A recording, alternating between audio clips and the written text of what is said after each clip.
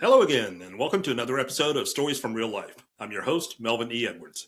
Thank you for joining me for the podcast where our real stories are so much more interesting than fiction. Like this one. What do you do if you discover at age 50 that your entire origin story wasn't true?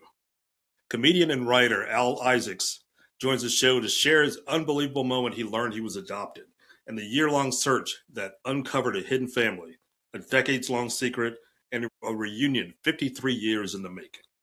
So, Al, welcome to Stories from Real Life. Thank you, Melvin. Appreciate it. Thank you for having me. Looking forward to hearing this story. Let's Yeah. jump right into it. Go ahead. You were about to say something. No, I'm happy to be here, and it's kind of tricky to tell you even where to start. I'm all prepared. Okay, let's go. Might as well start at the beginning. Yes, sir. All right. So, if identity is a story that we tell ourselves, what happens when you discover the first chapter was different than what you thought it was? Yeah. Boy, the life just kind of pulled the rug out from under me. As an only child, growing up here in Long Island, New York, I just assumed things were the way they were because I didn't know any different. I never suspected anything. So when I found out that I was adopted, first I didn't believe it. I was told quite by accident. In the middle of COVID, both of my parents were ill. They both had dementia. With the dementia, my mom had been telling various doctors a lot of interesting, put it that way, stories. She would tell one doctor that she had surgeries that she never had. She would then tell a different doctor that the surgery she did have, she didn't have. Symptoms that she was going through, she would claim that my dad was the one going through it. There were a lot of things. And you combine that with COVID, where a lot of her friends and family, their relationships were basically 5-minute phone calls every couple of weeks. They weren't on social media.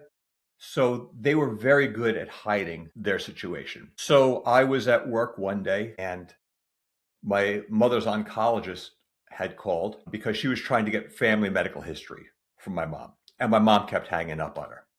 Again, the dementia.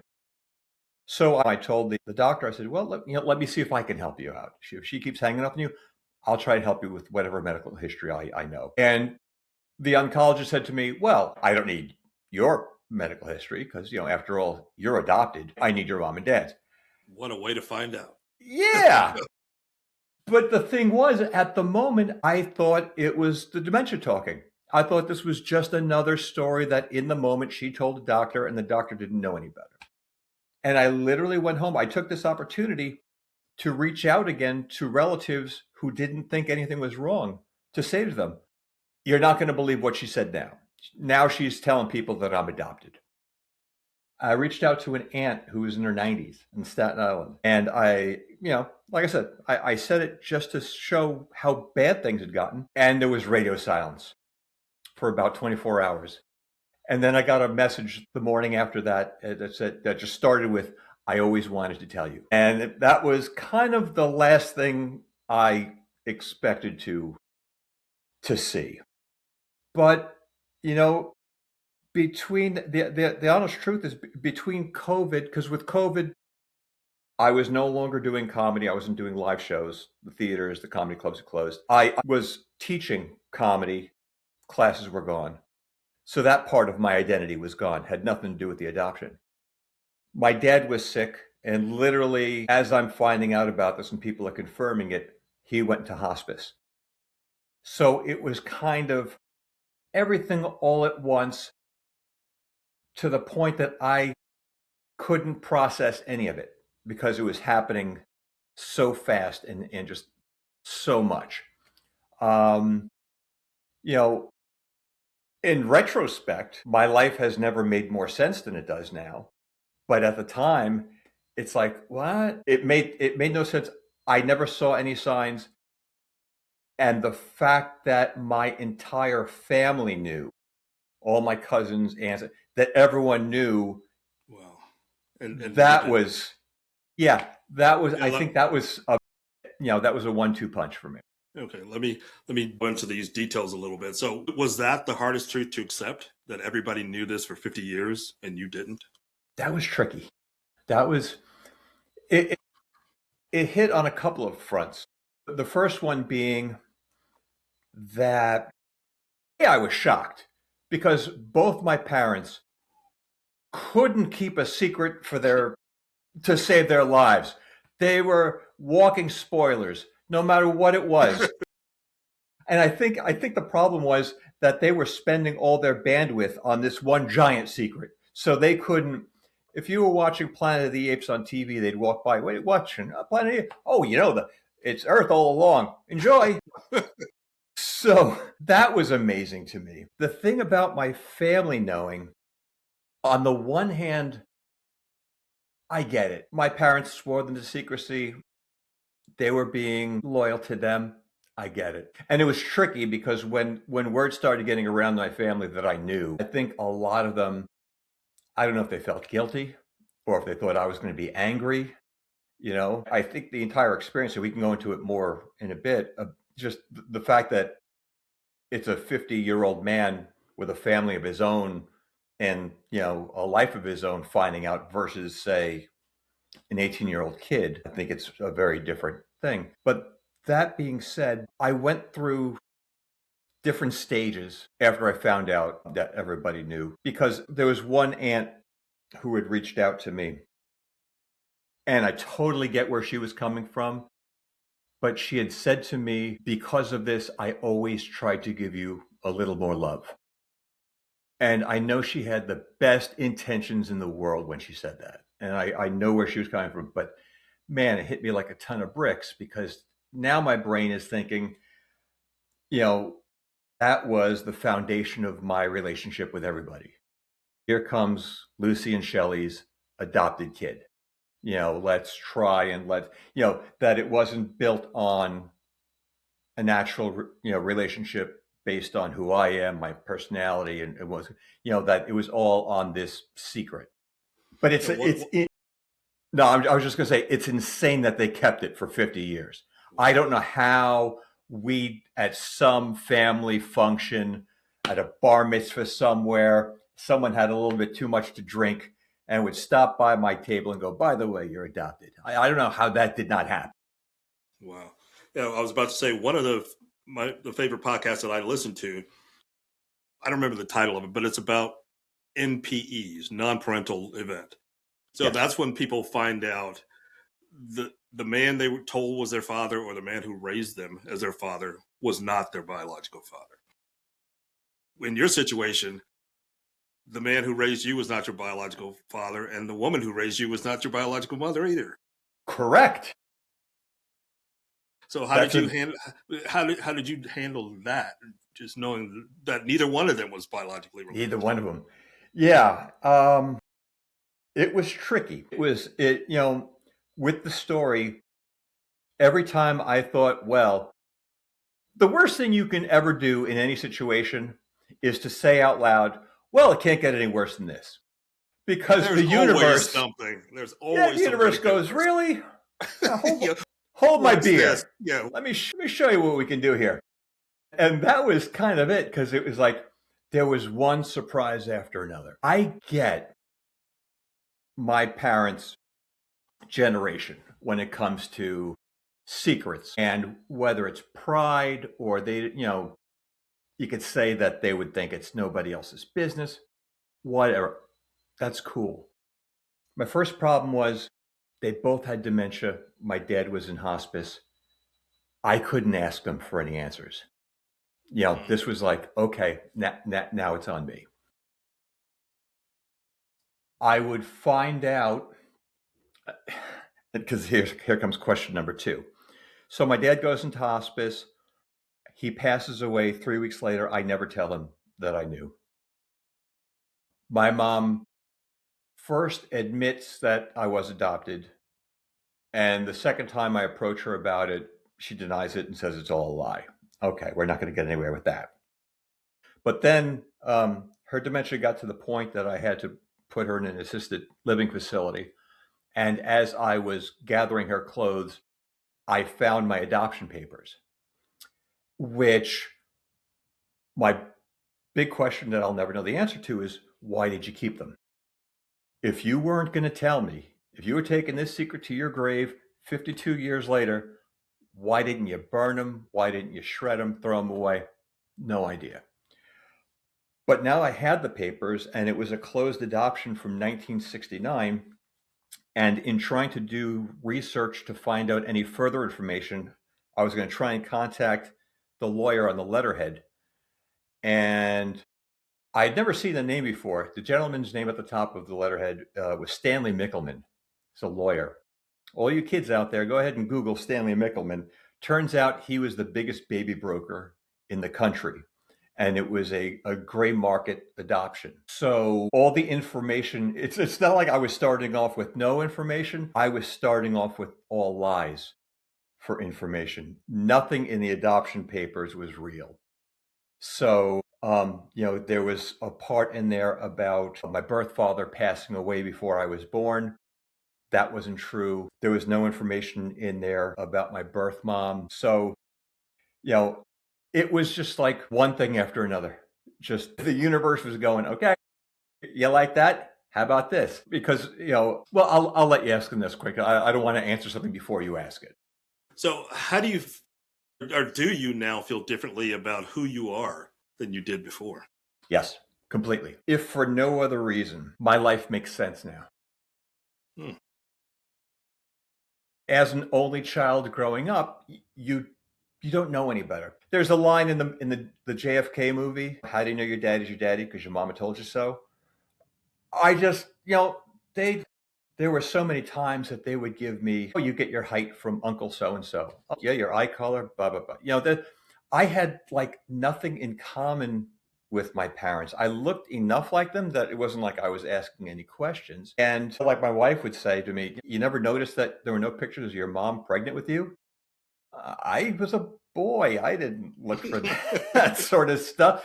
I suppose if I had suspected something, I might have looked, but it never occurred to me. So, I could say now in the moment, yeah, I absolutely, definitely feel different. Having now jumping way ahead, learning who my birth mom was and finding out who my birth dad was and finding out about their lives, it's like, oh, yeah, those are my parents. I get it. When it comes to nature versus nurture, it's nature by a mile. So, I'm in a good place. That's why I sat down and wrote the book. Was almost therapeutic, in addition to trying to help other people who might be going through this. Because, what you were saying before about NPEs, it is crazy how many folks got a 23andMe or an Ancestry.com account thinking it's going to be cool to find out that I was related to a king from 500 years ago, and all of a sudden discover, oh, wait. You're not even related to that guy right there. Exactly. So I'm hoping it's going to help some of those folks. But yeah, as I was going through it, it was very strange. Coming out this side of it, I'm in a much, much better place than I was. And you have a half sister. Did you find her Yes. before you found out you were adopted?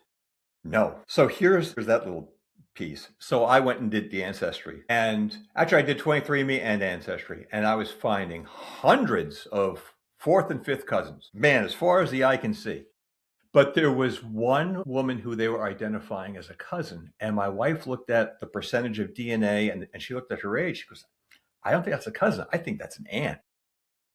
And I reached out to her through Facebook, to her and her daughter. And her daughter got back to me like almost immediately, which was very cool. Because if you're not friends with someone on Facebook and you message, it's like, a Lego piece in the middle of the room in the dark. Maybe you step on it, maybe you don't. But the daughter had gotten back to me saying, oh, this is so cool. I think my mom will be really interested in talking to you. And I was very cryptic about it. I was, like, hey, they say I'm related somehow. And about 3 days after that, I got another message from her saying, yeah, sorry, my mom doesn't want to connect. Best of luck.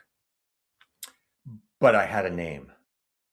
And with the name, I found my sister-in-law, Vicky, actually was the one who did the work at this point. She found her, her name prior to marriage, and from that found an obituary from 1998. Now, like I said, the adoption papers said my dad passed away before I was born. So initially, we're doing the work trying to find a man who passed away in 1969. Here comes this obituary from 1998 from a guy named Paul Hudgens, which was interesting enough until you get to the bottom. There was a picture of him. And when I say it was a clone of my son, I was looking at a picture of my son at the bottom of this article. I mean, like, blew our mind, and we just went, well, that's my dad. But at the bottom of the obituary, it mentioned, he was married, and it mentioned that he had a daughter named Molly. So went back to Facebook, looked up people. I sat down this time and I physically wrote a letter to Molly. She lives in Chicago, and basically saying, hey, I think we might be related, because Hallmark doesn't make a card for, I think your dad might be my dad. I said, I think we're related. And it took about a week, and I got an email from her, and it was basically, we're not just related, you dope. I'm your sister. And it turns out she was looking for me for 20 years. She just thought I didn't want to be found. Which is, the same thing that the oncologists, they're like, you're 50. If you're adopted, you're adopted. No. So yeah, so I call her my sister, but yeah, my half sister. And she and her mom were instrumental in me finding my birth mom, whose name is Mary Smith. Yeah, that sounds like an alias. That's a name you write down when you're checking into a motel. You write down Mary Smith. It's not a real name. It's like the most common name on the planet. Yeah, tell me the story about finding Mary Smith, and tell us about your book. Yeah. So at every point, every time we would hit another thing, people were going, you got to write a book. I said, well, I can't write. Unless I find Mary, I can't write a book. So, and that's why I tell people, like, spoiler alert, I find her. Just like right up front, I'm telling you, it's like, because there's a lot of kind of dark night of the soul moments in this where it's like, I'm ready to give up. I'm ready to, pack it in, going, I can't. Even after I found Molly, I didn't think I was going to find Mary. So in my mind, I'm going, I am so way ahead of this game. Molly flew out here, and, she was pregnant with a brand new niece for me, and it was phenomenal. So I said, okay, even if I don't find Mary, this is going to be great. But yeah, we set out to find Mary Smith, and all I had was that name and a picture of her from her yearbook from Michigan from 1968, from a school that closed 25 years ago. And I found her. And it's a combination of all the right people being in the right place, trusting me to give me the information, and just a whole lot of luck. And a big part of it was, like I said, I was a comedian. And Mary was a folk singer, and a pretty famous one at that, in New York in the late 60s. She was basically on American Idol before there was American Idol. In 1967, end of 67, beginning of 68, they began a competition called Sound of Youth, where, just like American Idol, they were doing city. If you win your city, you go to state. You win your state, you go to regional. And from regional, they had the finals in New York in November of 68, hosted by Duke Ellington. Wow. And it was televised on, WOR TV out here.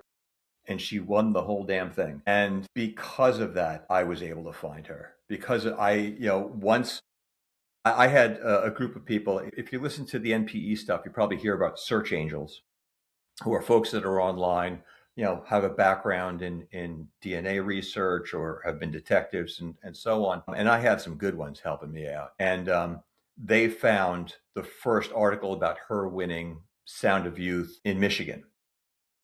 Once I was able to plug in Sound of Youth as a search term, all of a sudden, bing, bing, bing, bing, bing, it was lighting up with interviews and reviews, and we found her record and all this stuff.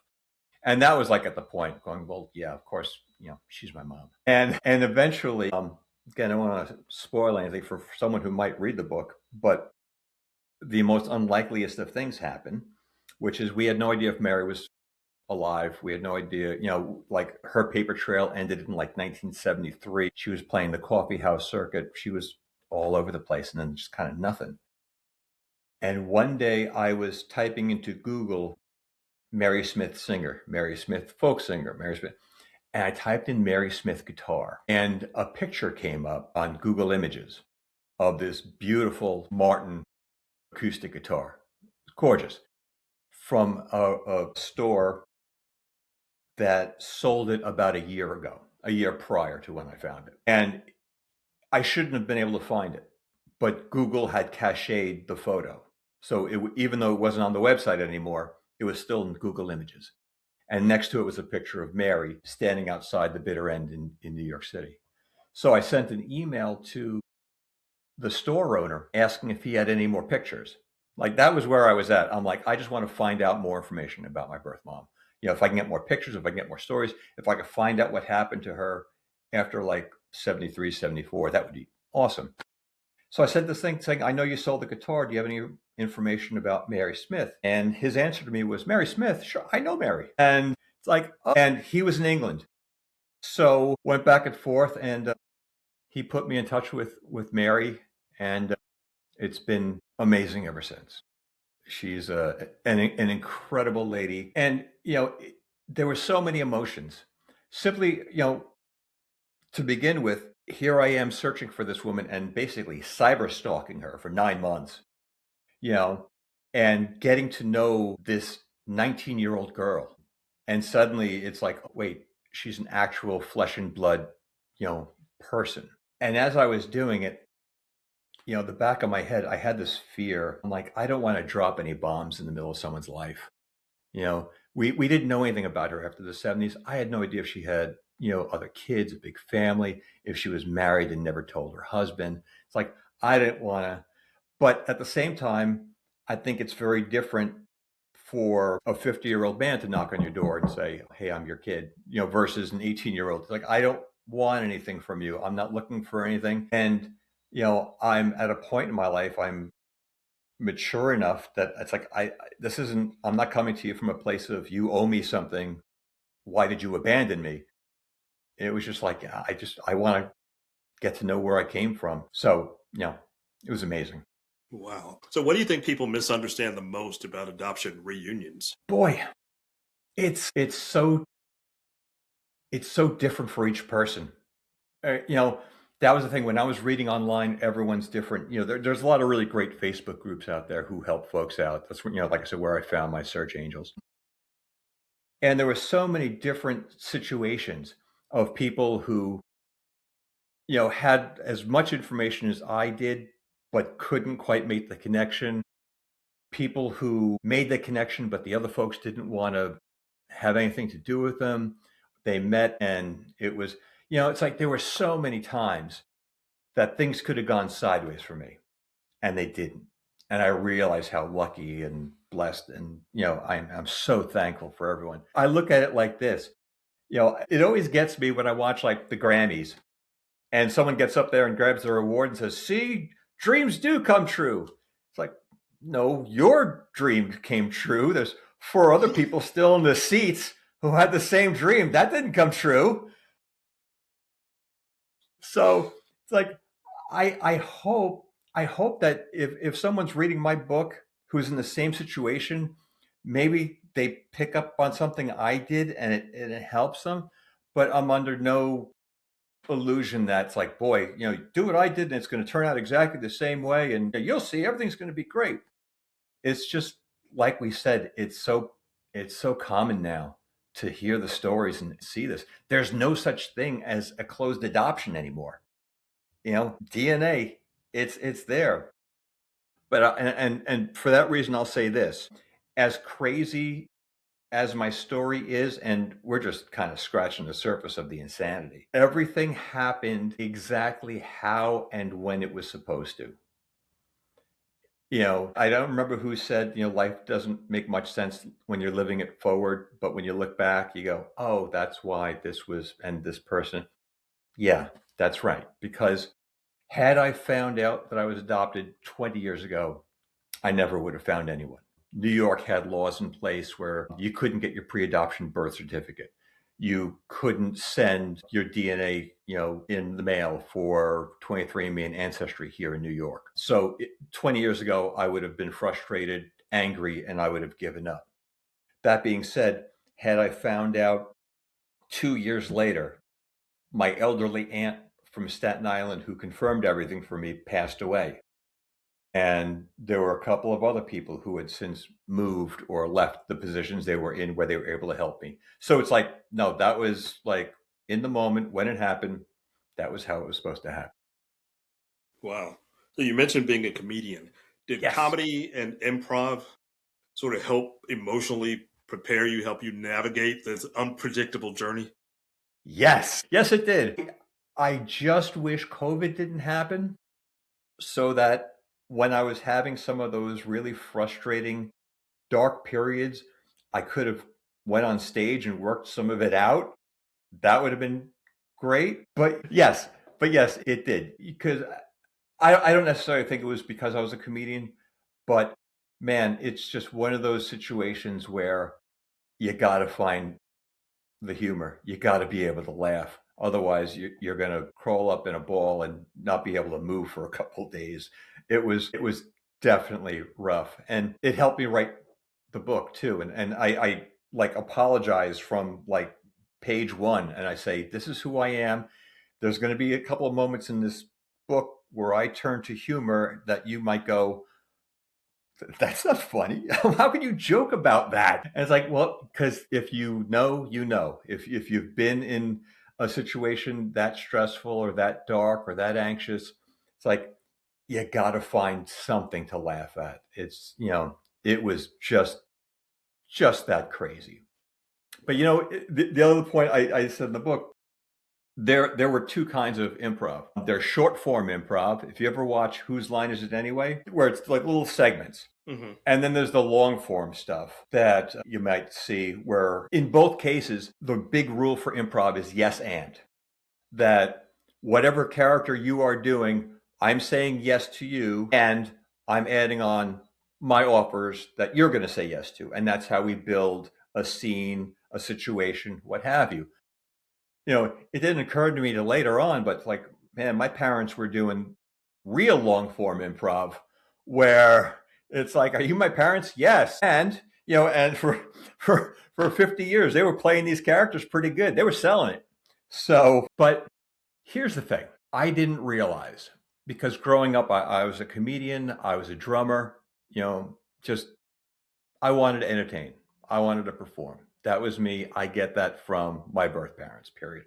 My adoptive parents couldn't be further from that. What occurs to me now is that every time I booked a gig, did a show, did a special, won an award, I was reminding them that I'm made of different stuff.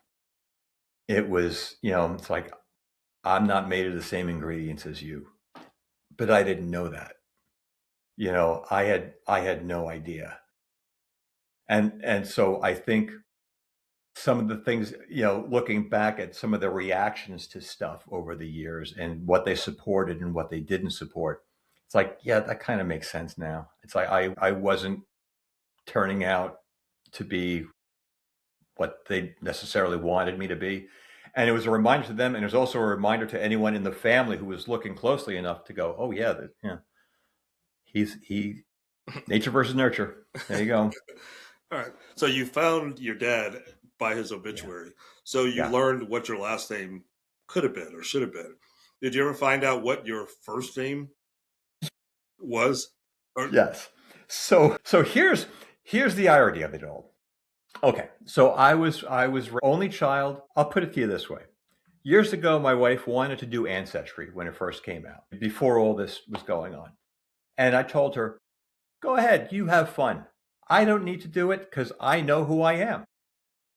I would put it in and it would come back 75% Russian and 25% English, and that would be that. And it would have been really, really funny if my son had done it before me, because we would have gotten that paperwork back and there would be no Russian on there. I'd be going, hey, there would have been a conversation that night. Yes, yes. It would have been heated. So aside from the Russian thing, I was raised Jewish here on Long Island. And turns out in the Jewish religion, you are whatever your mom was. And my birth mom was not Jewish, to the point that the nurses in the NICU, in the hospital where I was born, they named me Christian Smith. So I don't know how the Wantor Jewish Center would have felt about bar mitzvahing a guy named Christian Smith.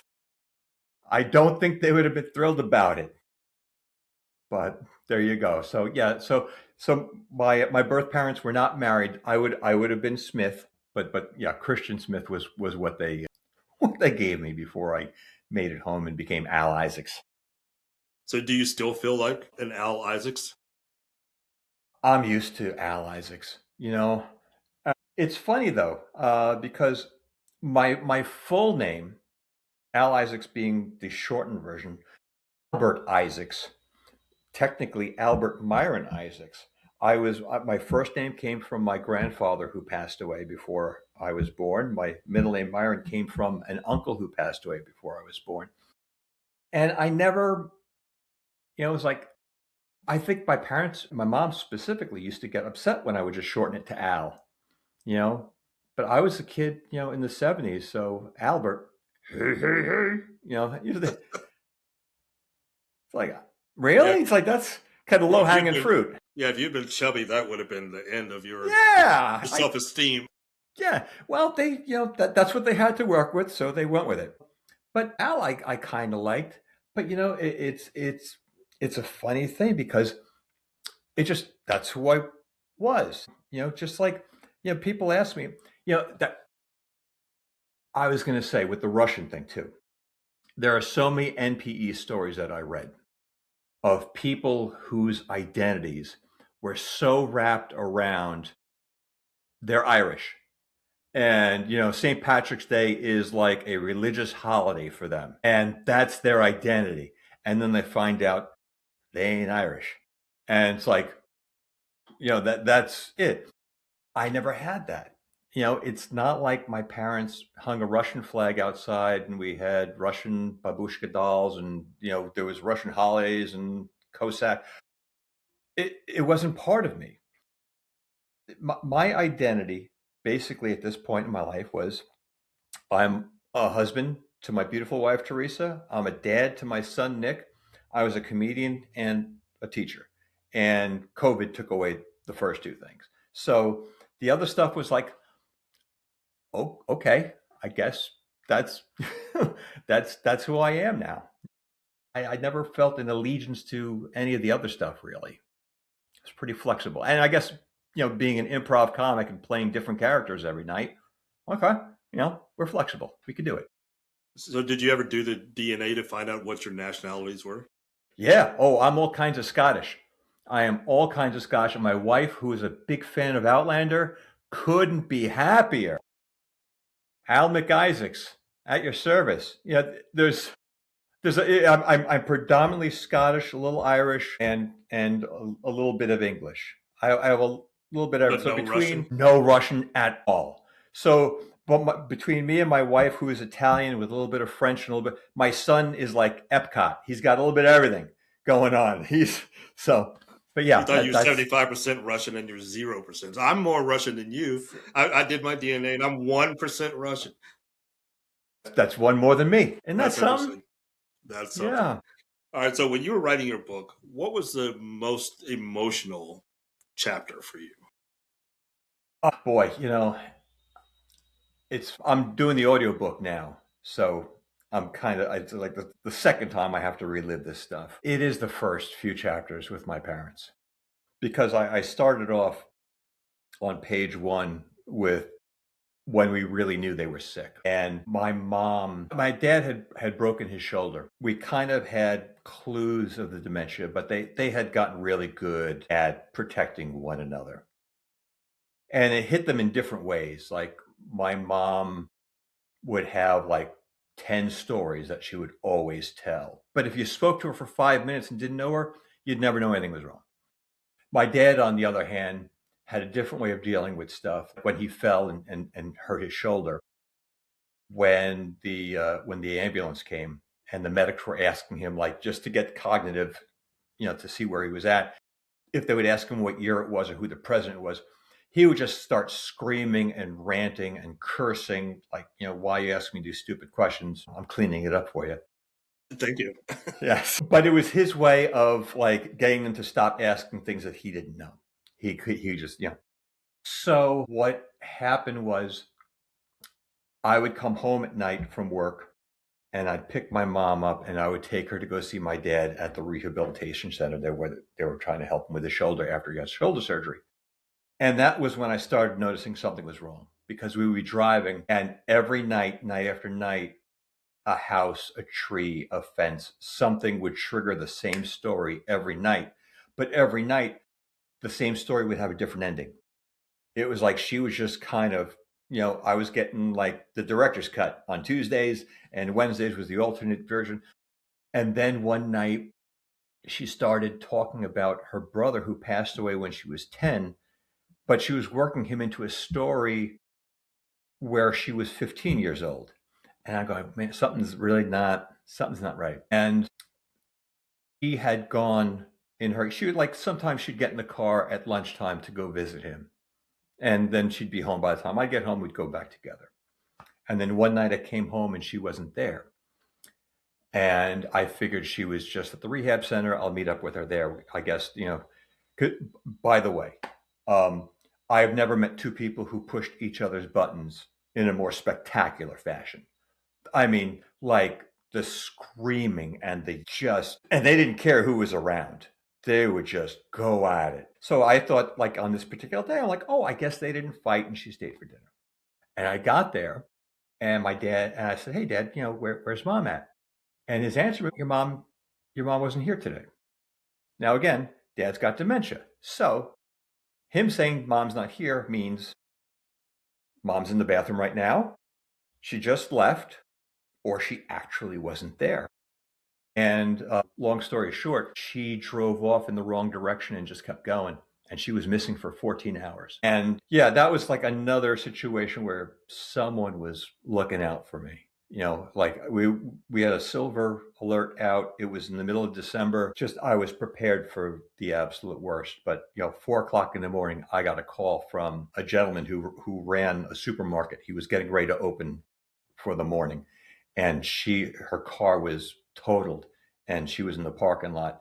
And still don't know for all those missing hours what actually had happened. But it was like, okay, this is where we're at. It was like a defining moment. And what ended up happening was, it was just the first in a long series of my hand being forced before I was ready.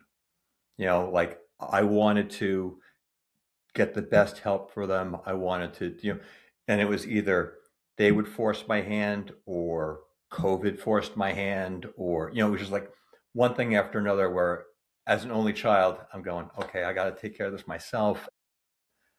Am I ready? And no matter what you do in those situations, there's an element of guilt going, did I do the right thing? And it was, but it all led to what eventually happened. So where was she? Yeah, she was, when we found her, she was about 15 miles away from her house in the wrong direction. And a couple of months later, we actually got a picture from whatchamacallit, the car things from when you cross a bridge or what have you. We got a picture of her blowing a stop of a bridge going into New York City. So the fact that she didn't hurt anybody and didn't hurt herself is a small miracle. And spoiler alert, I gave her car to the mechanics who were there. They took it away, they towed it away that night, and they're like, she's not going to get it back 7 to 10 days, at the very least. The tires were shredded, the mirrors were gone, the sides were, she was pinballing off of some barrier somewhere. It was a mess. So I figured she doesn't have a car. It bought me some time. She's at home. We'll take care of this. What I didn't know was the next day when I went off to work, she got on the phone with the mechanics and kept saying to them, my husband's sick. I need my car. I need my car. I need my car. I need my car, all day long. And after about the 10th phone call, they slapped on some tires and they dropped her car off. And she got back into her car and she drove off again. And this time I had to go out east on Long Island to pick her up after she drove up on some curb and blew out all her tires inches from hitting a wall of a store. So again, I don't know who was looking out for me, but thank you. It's, yeah, it was, the book, I hope it helps people who dealing with folks with dementia, as well as the NPE, as well as the reunion stuff. There's a lot. There's a lot to unpack. A lot. All right, I just have a couple of questions left before we wind up this episode. Yeah. With everything you've learned, how has your definition of family changed? Boy, I will defer that back to what I was saying to my cousins, the cousins that I had before all of this, which was, I was telling them that I don't harbor any resentment and I didn't want them to feel guilty and I didn't want them to think I was angry. That for me, this was all about addition. They weren't going to be shunned or replaced or, anything else. And then getting to meet my birth mom after we had emailed a couple of times and we got on a Zoom call. And the very first thing I said to her, I said, I don't know you, but I love you. You gave me life and you made this decision. And, they gave me a life and you gave me life. And between that and having the love and support of my wife and son, who I can honestly say saved my life and had my back in all of this. I don't know if you know this, but professional comedians are not the most mentally stable people. They always talk about how they do it. I think every couple of years they do a study to see what people's fears are. And like death is like number 2. Public speaking, what we're doing right now, is number 1. So to do that, is kind of crazy. And in teaching it to folks, in teaching improv comedy to the folks that I did, I always talk to them about the voice in your head that's going to tell you you're not good enough. You're not funny enough. You're not smart enough. You're not good looking enough, whatever it is. And that voice might be a parent. It might be an ex. It might be, a school teacher, something.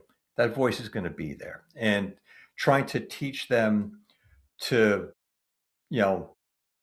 get the self-esteem to not pay attention anymore and to replace that voice.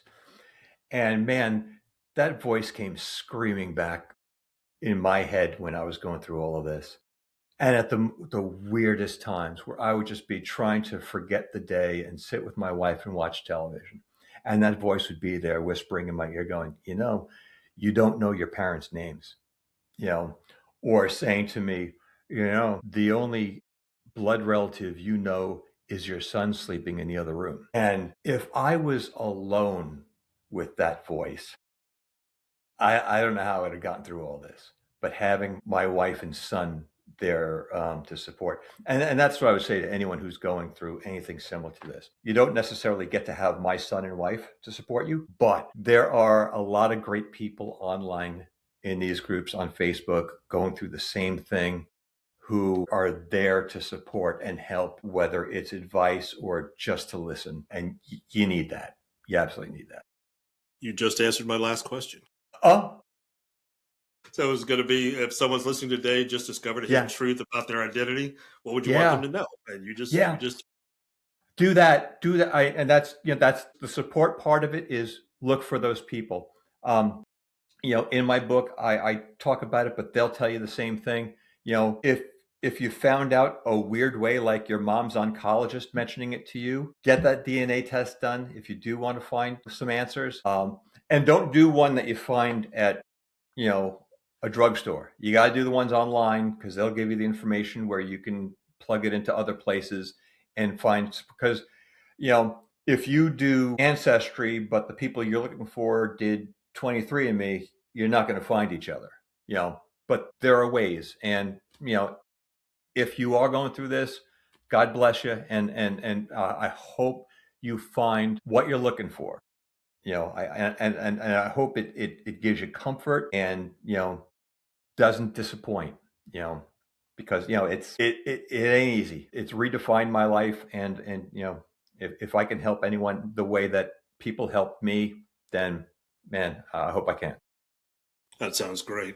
So that's going to be the last question I have for you. So I just want to thank Al Isaacs or Christian Smith Yes. for being here today. Thank you for coming on the show. I really appreciate it. Thank you, sir. I appreciate the time. It's been great. So for listeners who want to follow Al's work or learn more about his memoir, Finding Mary Smith, you can visit Al Smith, or sorry, now I've got to stuck in my head, alisaacs.com. So I will include that link in the show notes. Thank you so much. So if today's conversation moved you, please share the episode with someone who loves powerful true stories. That's it for this week's episode of Stories from Real Life. Until next time, don't forget to shine your light wherever you go.